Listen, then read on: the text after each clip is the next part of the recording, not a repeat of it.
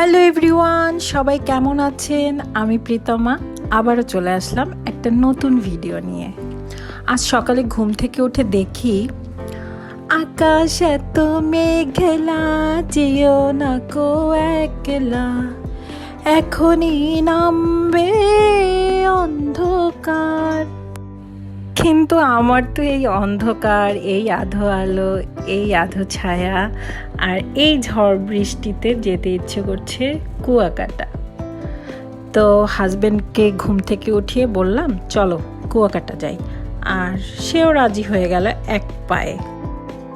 Within 30 minutes আমরা রওনাও করে দিয়েছি, আর এই যে আমরা কুয়াকাটা আমাদের রিসোর্টেও চলে এসেছি।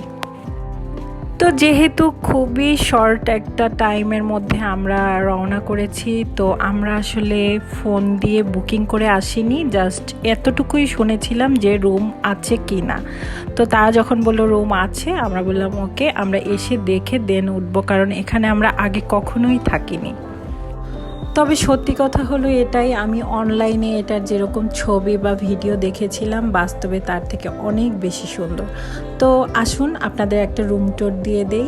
এই যে আমাদের রুমটা ভিডিওতে দেখতে একটু ছোট লাগছে, বাট বাস্তবে এতটা ছোট না।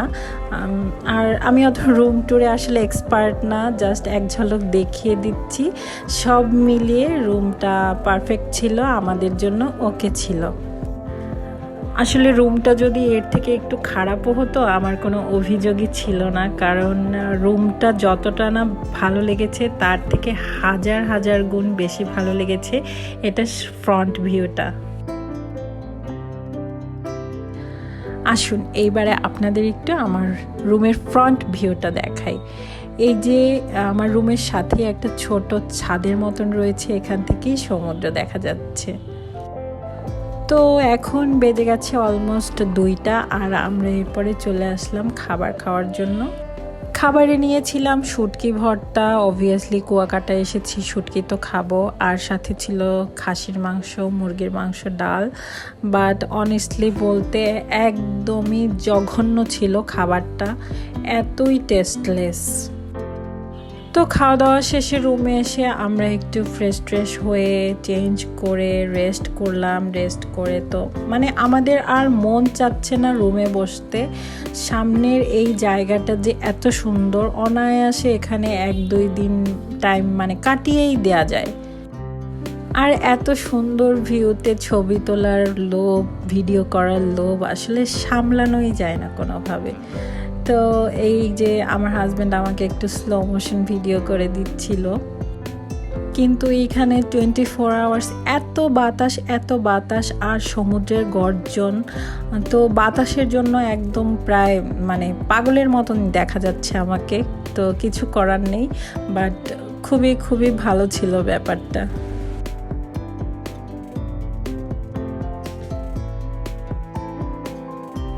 আর আমরা এই জায়গাটায় আসার পরে ওই যে একদম বলে না প্রথম দর্শনই প্রেমে পড়ে যাওয়ার মতন একটা বিষয়, এতটাই ভালো লেগেছিল আমাদের।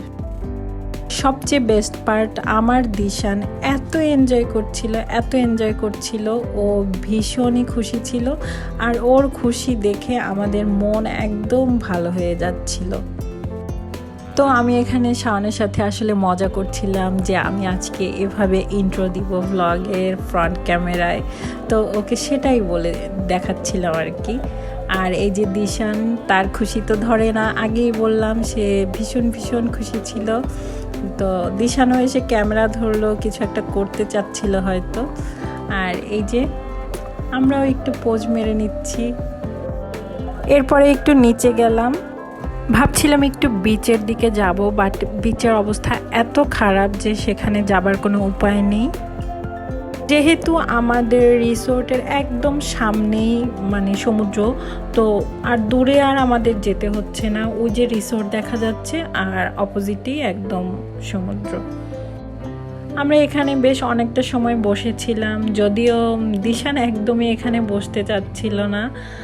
সে চিপস কিনতে যাবে, তাই তার মাথাটা অনেক গরম, তাকে জোর করে এখানে আমাদের সাথে বসানো হয়েছে, তাই সে একদম রেগে আছে।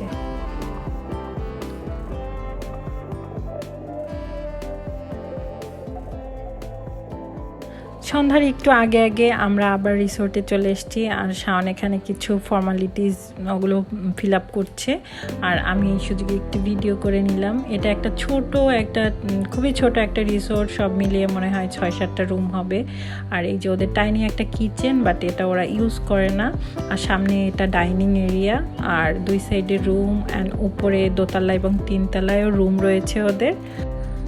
আমাদের রুমটা ছিল 3 তলায়, আর 3 তলায় একটাই রুম ছিল। এটাই সবচেয়ে বেস্ট পার্ট, মনে হচ্ছিল যে শুধু আমরাই আছি এখানে, আমরা ছাড়া আর কেউ নেই।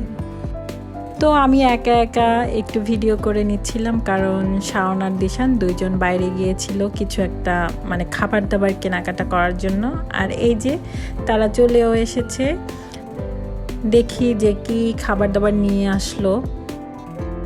কি আর বলবো, বাবা আর ছেলে একজন আরেকজনকে টেক্কা দেয়, মানে আজে বাজে জিনিস খাওয়ার জন্য। চিপস, তারপরে প্যাকেটের মুড়ি, হ্যাং ত্যাং, আর কাবাব নিয়ে এসেছিল, নান নিয়ে এসেছিল।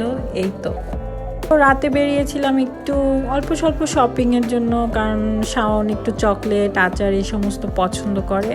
আমি কিছুই কিনি না কুয়াকাটা গেলে, নতুন কিছু আর নেই আসলে, এতবার যাই যার কারণে কুয়াকাটা কেনার মতন কিছু পাই না।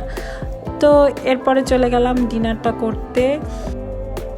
কোথায় খাবো খুঁজতে খুঁজতে চলে আসলাম এখানে। এদের মানে বাইরের লুকটা একটু ভালো লাগছিল, বাট খাবার এভারেজ ছিল।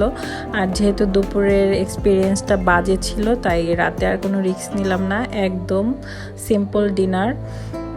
তো খাওয়া দাওয়ার পরে রুমে এসে পড়লাম, আর আসলে ভাবছিলাম যে লাস্ট কবে কুয়াকাটা এসে এত এত এত ভালো লেগেছে আমাদের, এইখানে আসার পরে যতটা ভালো লেগেছে। যেহেতু অনেক রাত হয়ে গেছে আর আজকে আর কিছু অবশিষ্ট নেই ভিডিওতে দেখানোর মতন, তাই একরাশ ভালো লাগা নিয়ে আজকের ভিডিওটা আমি শেষ করে দিচ্ছি। সবাই ভালো থাকবেন, সুস্থ থাকবেন, টাটা।